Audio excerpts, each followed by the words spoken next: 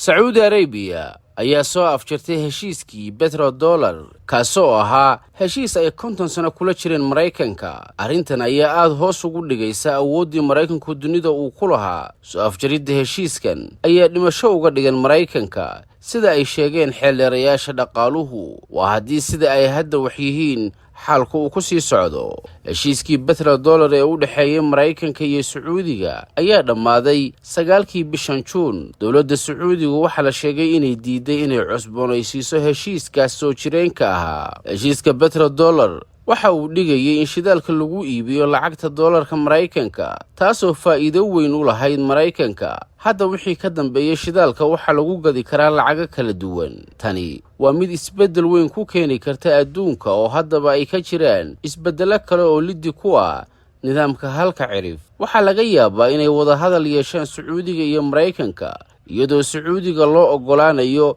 laba arrin oo aad u doonayo kuwaasoo kala ah: 1. ilaalin iyo damaanad qaad amni oo buuxa. 2. teknolojiyadda nuclear-ka. Dhowaan Sacuudiga iyo Mareykanku xoguhu waxay sheegayaan inay gaareen heshiis ku aadan labadan qodob oo ay weheliyaan caadiyeynta xiriirka Israa'iil iyo Sacuudiga, laakiin waxaa caqabad ku ah dagaalka Gaza. Wargeyska sida weyn dhaqaalaha uga faallado ee la yiraahdo Business Insider ayaa waxa uu qoray sidan: Sacuudigu waxa uu soo gabagabeeyay heshiiskii petrodollar oo muddo 50 sano uu kula jiray Mareykanka, wuxuuna go'aansaday inaan la cusboonaysiin heshiiskan gaarka ah ilaa ay dhacaan arrimo waaweyn.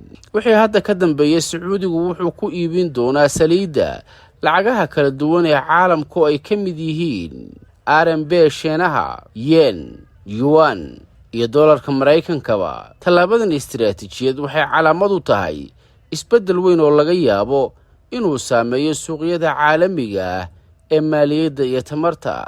Haddaba muxuu yahay heshiiska petrodollar?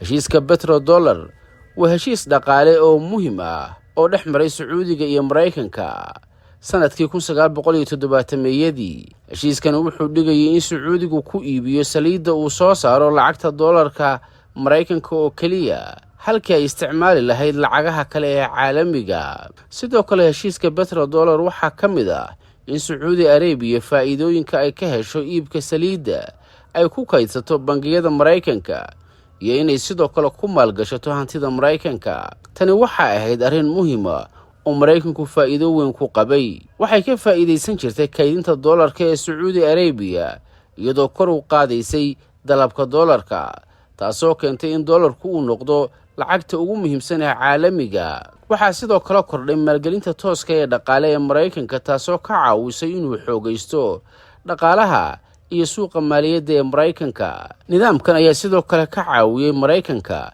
inuu sii xajisto doorkiisa hogaamineed ee dhaqaalaha caalamka, iyadoo dollarka Mareykanku uu ahaa lacagta ugu muhiimsan ee ganacsiga iyo kaydinta caalamiga.